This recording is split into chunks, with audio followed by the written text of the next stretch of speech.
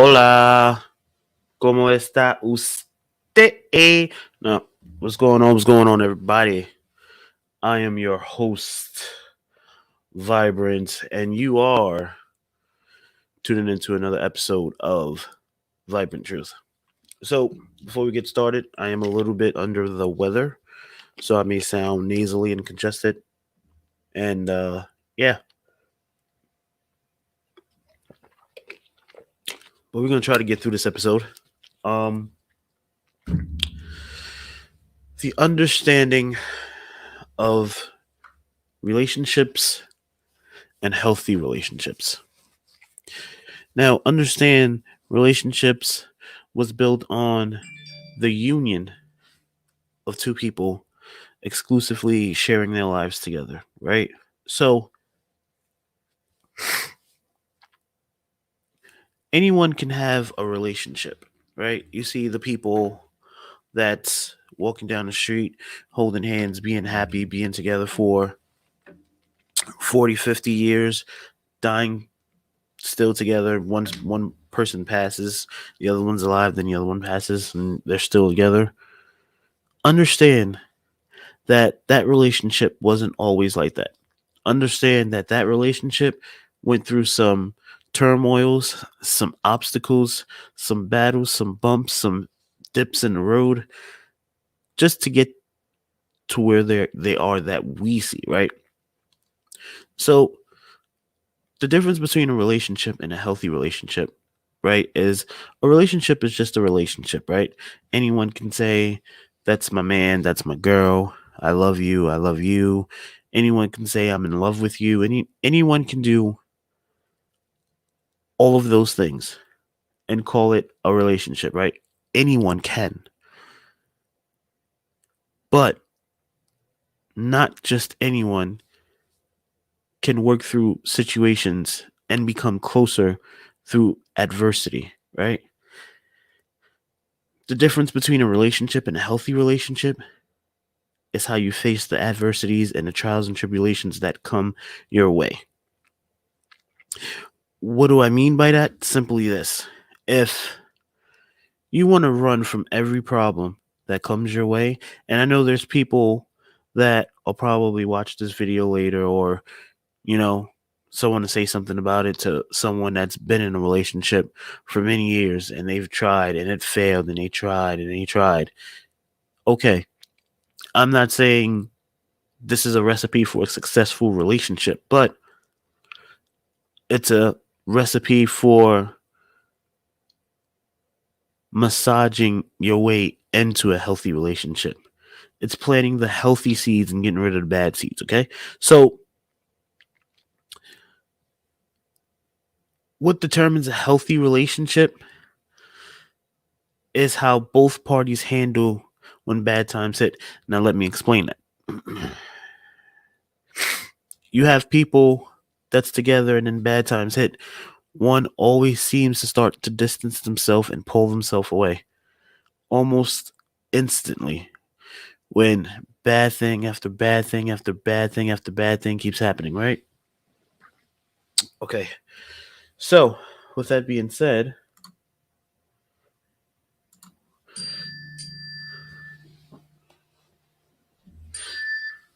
the fuck? Hold on.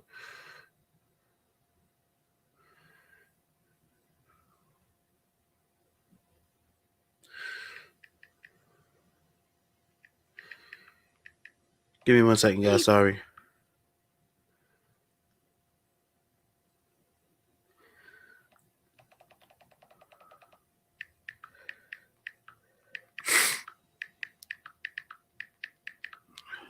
Sorry about that.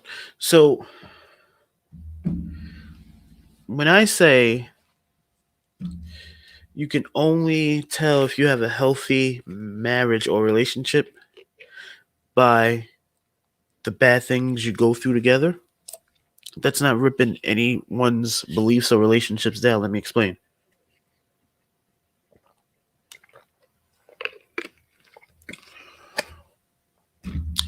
Now, listen to this. Don't let this go over your head. So, usually, The difference between a healthy relationship and a relationship is based upon how close you guys get together when bad time after bad time after bad time happens, right? Because most of the time, someone's gonna shy away, right? Someone's gonna start distancing themselves. Someone's gonna start saying, like, maybe I made a mistake. Someone's gonna start saying, hey, well, maybe I should pull away, right? So where's my chat? That is so weird. Twitch is weird. But anyways, so with that being said, you tend to think that that's healthy. That's not necessarily healthy. Okay? Being healthy, being in a healthy marriage or relationship is more so of, like I said, coming together through adversity. Now, everyone says love is love. If a man can love a woman can love a man, and there's no difference between the love. This is the don't let this go over your head part, right? So, a woman, a child, and elderly people, right? They're loved unconditionally because that's just how it goes. The love that they garner is unconditional. Now, for men, their love is conditioned because the love is conditioned on what you can provide, what you do, and what you bring to the table, right? If a man has nothing to bring to the table, then that love is conditioned because you have nothing to bring to the table. So I'm not going to love you like I should because you have nothing to bring to the table. As to where a man's love to a woman, it's unconditional because women are made to be loved unconditional. Do you think traditional form of marriage is the best type? Example, wife is subservient to the husband. Husband is the head of the house. Wife does what she's told. No, not at all. I don't think that at all. What I'm saying is simply this. Anyone could have a marriage and think it's healthy. Like I said in the beginning of the video, anyone can say I love you. Anyone can say I miss you. Anyone can say I'm in love with you. But when you go through bad times together and those bad times bring you closer, and you can then evaluate together as where you went wrong, what can we do to fix it? How should we fix it? As opposed to one person shying away and saying, I think I made a mistake, or you're not doing this to get us out of this jam. You're not doing this to get us out of this jam. I feel like communication is a great thing.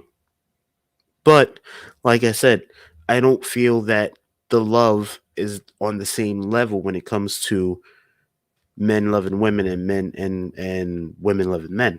I mean, like I said, it's easier to love a woman unconditionally because a woman possesses different things than a man would possess, right? I say a man's love is conditioned because if in most cases if that man has nothing to offer the female, then there's not even a chance in the world, right? So, I mean, if you can't provide, if you don't have a job, if you can't bring nothing to the table, it's okay, well, you're not for me. In most cases, not in all cases, in most cases. So basically, what I'm saying is yes, men can be loved unconditionally, but at the start, it's conditioned. It grows to unconditionally, but at the start, it's conditioned because since the beginning of the time, men was made to provide.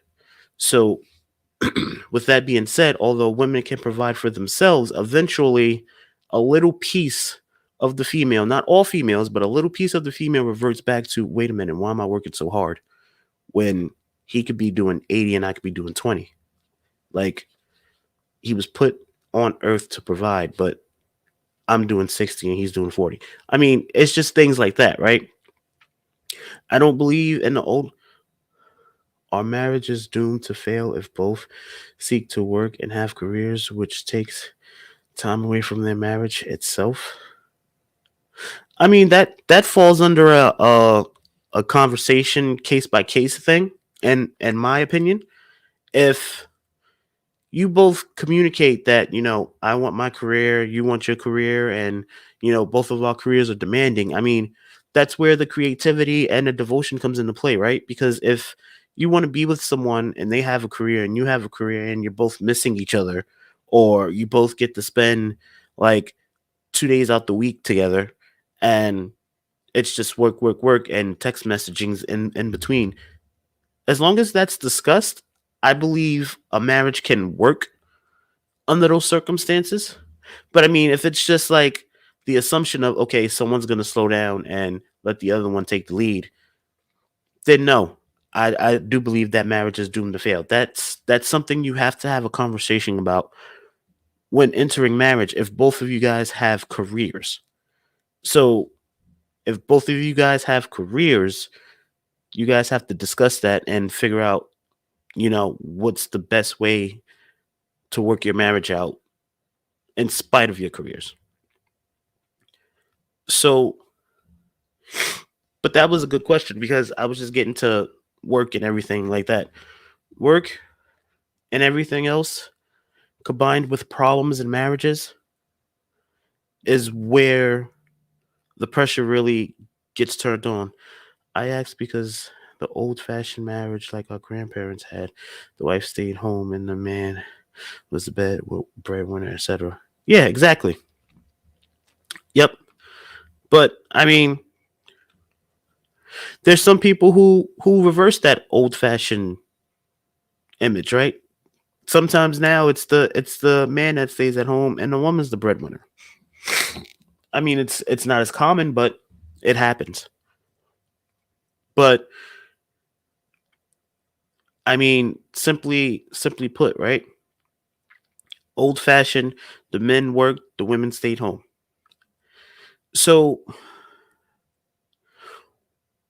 with that kind of thinking and the way it was back then, I believe everyone thought it was fine. It worked. It was a recipe for success back then, but as time went on, I believe there's some people that couldn't come to grips with women having rights and women having their own thoughts and women having careers and working and driving cars and doing all this stuff. There's still some people that has a hard time with that, but yet they're out here in the world trying to immerse themselves in today's practices to try and revert relationships back to the way they were. Do I believe a man should work and a woman stay home? No, I don't. Do I believe a woman should have to work if she doesn't want to? No, I don't. Would it be cool if the man and the woman worked and they both was contributing? Yes. But like I said, everyone has that choice. Okay? As a man, you have to work. That's not saying you have to work to provide for your girlfriend or your wife or whatever. That's just saying by society standards, if you're a man, you have to work, right? So being a man and a provider is generally a man's number one duty in life, right? Generally number one. And a man is afforded two, three if he's lucky, real true loves in his life, right? Now hear me out. I'm gonna explain this after I say it. Three true loves. His mom. Well, the first two is his mom and his daughter, right? His first daughter.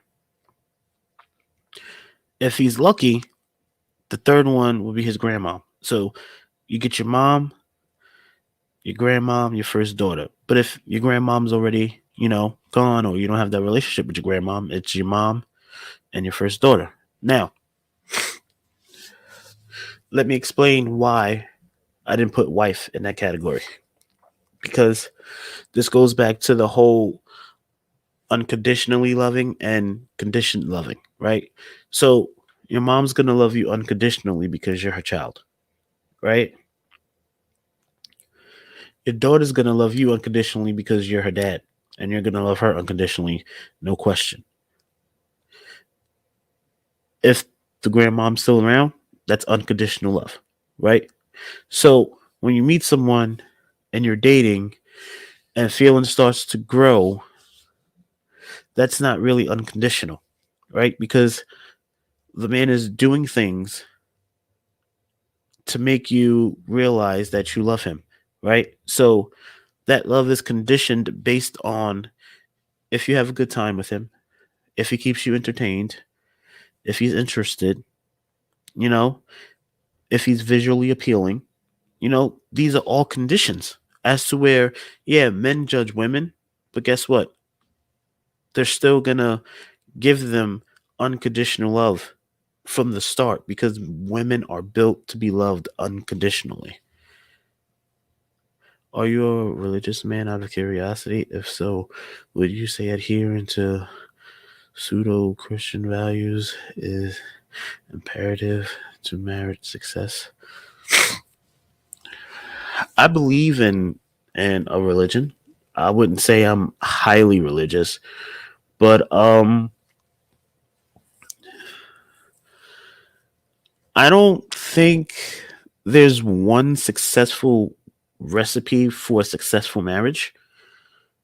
I think a successful marriage is based upon the two parties that enter the marriage and what they're willing to go through to make the marriage work. I mean, like I said, this is 2022. We're in the age of social media and text messaging and everything like that. So, there's not a lot of people that want to put in the work for a marriage or relationship to work because all these technologies and stuff, if you're having real problems in your relationship, you could just hop on a dating app and start swiping right or left or whichever way you swipe, and boom, you can start dating someone else. So I mean, it's like the simplicity of people saying they're done with a marriage or a relationship in this day and age is actually astonishing to me because from when I grew up, I seen people fight for their relationships. I seen people fight for their marriages. I seen people put in the work to figure out if it can be worked out before they called it quits. Nowadays, it's more so like, I don't see you enough, so we're over. You don't FaceTime me 6 times a week, we're over. I texted you this morning and you didn't get back to me until 5 this evening, and we're over. It's like everything is a we're over now instead of saying, hey, I text you at 9 a.m. and you didn't text me until 5 p.m. What's going on? Am I not important in your life? Do you not value me? Is your time more valuable than mine's? No one wants to have a conversation about things. Now it's just over. And I mean, I get if you try and you try and you try and you try, and then you end right back up in the same spot. But without that conversation or without that communication, nothing is really gonna succeed. Whether it's just casual dating, relationship, marriage, nothing's gonna succeed without that communication. And I'm talking from experience because I'm not a very communicative person, right? Which is another reason why I started doing these podcasts because it forces me to communicate. But I wasn't a very communicative person, right? So situations would happen and they'll happen and they'll happen and they'll happen and my thoughts would get asked and I wouldn't say anything, or if I was asked too much, I would get angry and just give a stupid answer so I could be left alone. Like I said, it's things like that, right? So when you do things like that, what's going on here?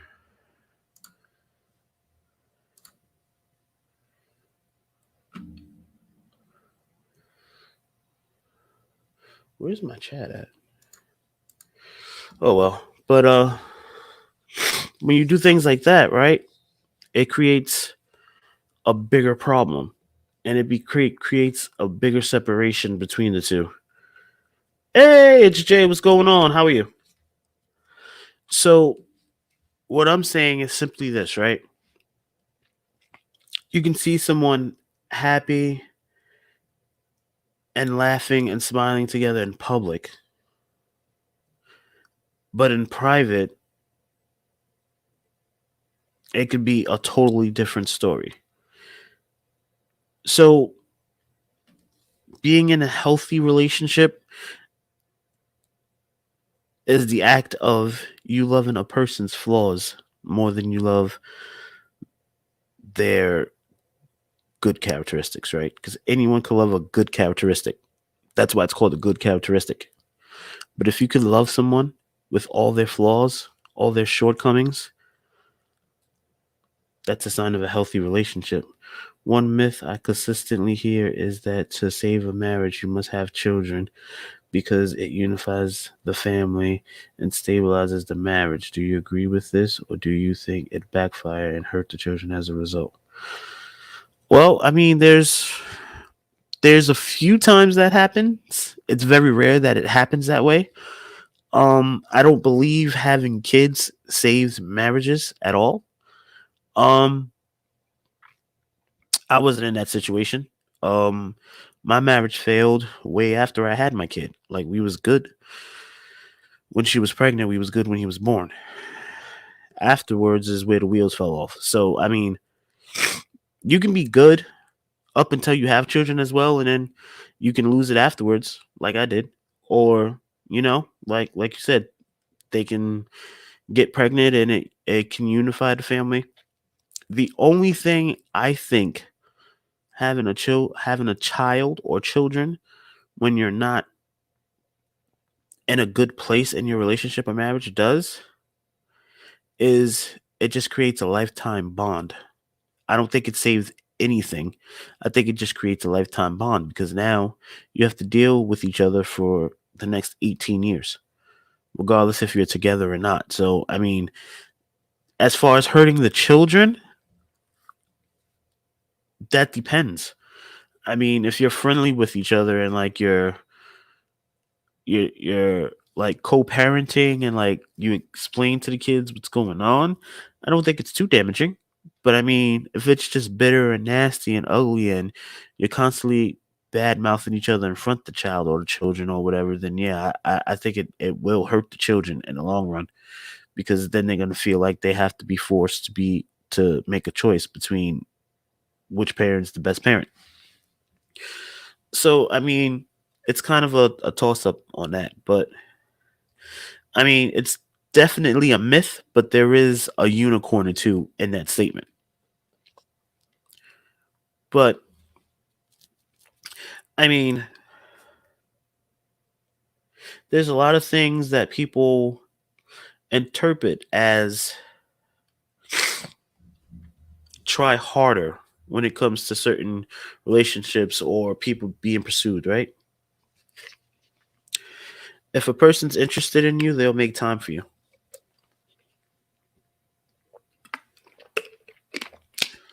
What that simply means is this: if someone's interested in you, you won't have to always text first. If someone's interested in you, they'll pick up when you call. Even if they don't have the time to talk to you, they'll talk to you for at least 2 minutes and say, okay, I have to go. I'll call you when I'm free. They won't ghost you. And a lot of people take these phrases as a green light to go harder. I'm going to tell you right now, this is just a very polite way of them letting you down easy. Okay? So you deserve way better than me. I'm not where you need me to be right now for us to be in a relationship together. That's just a polite way of saying, I'm not into you like that. And yeah, they're gonna boost you up and devalue themselves so you don't feel bad about them saying no. If they say I'm just not ready for a relationship right now, I have to focus on me. I have to work on me. That could be true. That could be 100% true. But yet again, that's just another polite way of them saying, "Hey, I'm not into you. You're not my type." So I mean, there's there's actually another modern thing I hear people promoting is that one way to save and preserve the marriage is to open it up, have it be an open relationship. Sleep with who you want. What do you think about this? Uh, Again, that falls on a lifestyle choice basis. There are some people that like having open marriages. There's some people that promote having open marriages. There's some people, most people like traditional marriages. My advice to that statement is if it's not working out with just you two, then why would you think adding more people would make it work?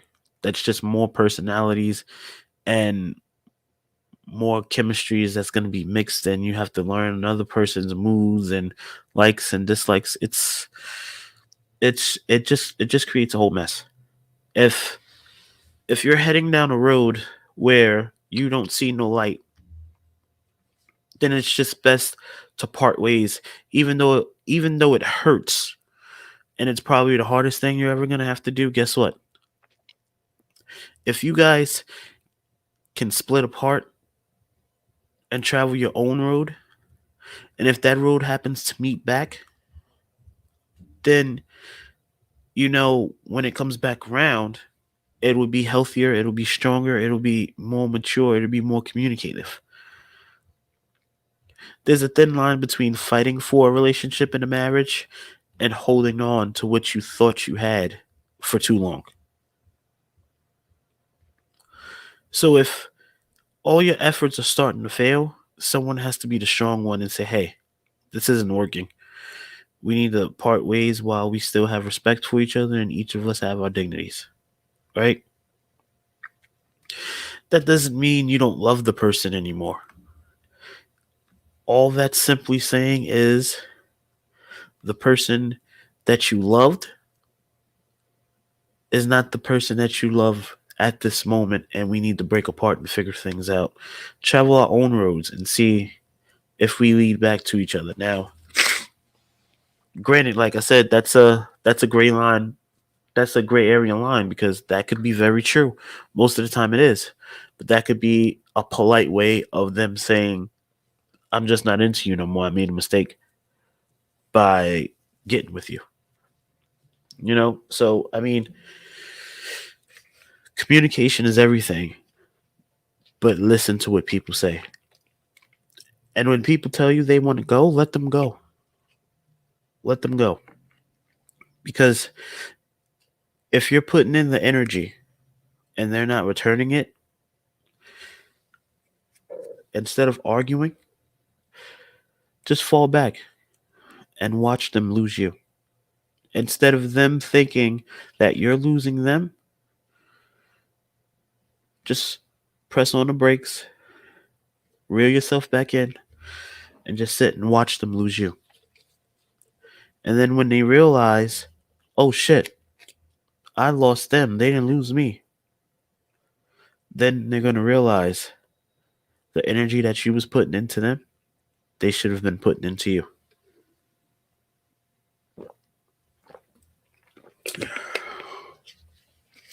Now, like I said, I want to thank everyone that lurks, that listens. I want to thank a new chatter that's chatting. I appreciate you. Um, Loving someone is not about just being with them and being around them. Loving someone is appreciating their perfections, their imperfections, their shortcomings. Loving someone is about accepting the fact that they're different from you. They was raised different than you. They have different beliefs than you. That's what love is. So what I see today is a lot of people using the word love that's been talking to each other for 1 month, 2 months, 3 months, 4 months, 5 months, 7 months. You know, love is a very strong word. And sometimes when you know, but for the most part, A couple of months is too quick to be saying I love you, right? So, with that being said, do you think the term love at first sight is a real thing? Or is that just a saying? I don't know.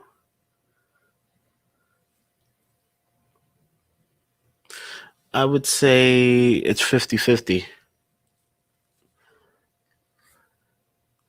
in my book because, there is some instances when people meet each other for the first time, you know, they just know and it works. And then there's people that think they know and it's not what they thought it was. So, I mean, I don't know. Um, but I think it's just a saying someone could be an 8-10 on the outside, but inside personality could be a low 2-10. Exactly. Like that's what I mean, right? Loving someone is loving the inner them, right? Because you can have someone that's drop dead gorgeous, but their inner self is terrible, or their inner self doesn't have anything in common with your inner self. So there's never nothing to talk about. There's never nothing that you guys can agree on because there's no type of connection on the inner level. So why even bother going for looks in this day and age, right? Why even bother going for looks? Because, back in the day, in the way days, there wasn't really many different personalities when it came to females, right? Because, like I said, they couldn't do anything. They was stay at home, cook, clean, and get pregnant, right? So there was no way for them to develop a different personality from the next woman because that's all they did, right? So yeah, that's what men went on back then, looks, because most women had the same personality. But nowadays, looks fade. So you're gonna sit here and look for the most attractive male or the most attractive female, and then 5-6 years down the line, you realize, wow, they're aging. Or a couple of months in, wow, they're gorgeous, but we have nothing in common. It's it's like people make a decision on who to be with for the right now instead of the can I see myself with them in the future? And that's what I don't understand. Why do you have to try out 5, 6, 7 different people before you realize, hey, wait a minute, maybe I should just get to know people and talk to them first, right? So it's like you save so much more time by doing it like that than just jumping with someone because you like the way they look physically, right? So if you're a person that goes strictly for looks, I don't really see a stable relationship for you past 2 years. And that's just my opinion. But to dig deep,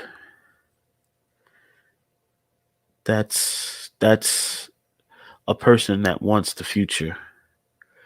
Does it all come down to money?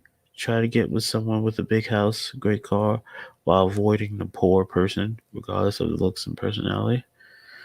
For the most part, yeah, that's what most females and some men look for as well.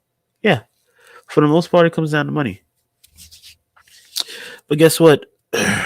as quickly as that money was gotten, it could be taken away as well.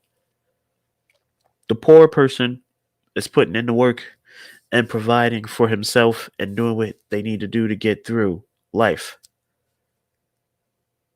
The rich person is content because they're rich. So they're not going to keep on trying to be as aggressive as the poor man.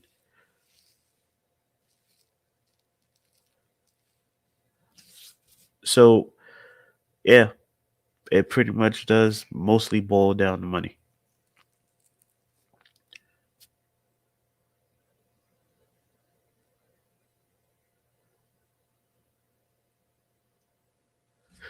But with that said, I ran a little bit over tonight. This was supposed to be a 30-minute episode. But yeah, I appreciate you, Cole Clo Clorotron. I hope I said that right. Cleotron. I hope I said that right. But I appreciate you for coming in and chatting. It's Jay. Appreciate you for stopping by. Um, Action Blacktop, sponsor number one. Appreciate you. Um, um, um. Oh God, Crazy Skull is another one of my sponsors. Um, Made to Stand Out. That's what it was. Made to Stand Out. It's another one of my sponsors. Appreciate you guys. I will be back Wednesday, I believe, with another podcast. I appreciate you. If you didn't follow, please follow. I'm on Twitch, Twitter, YouTube. Go follow me. I appreciate you guys. And as always, if you have my Twitter, you have any topics you want to discuss, shoot me a message and we'll go over it. Thank you guys. I appreciate you guys. And I will see you later. Vibrant out.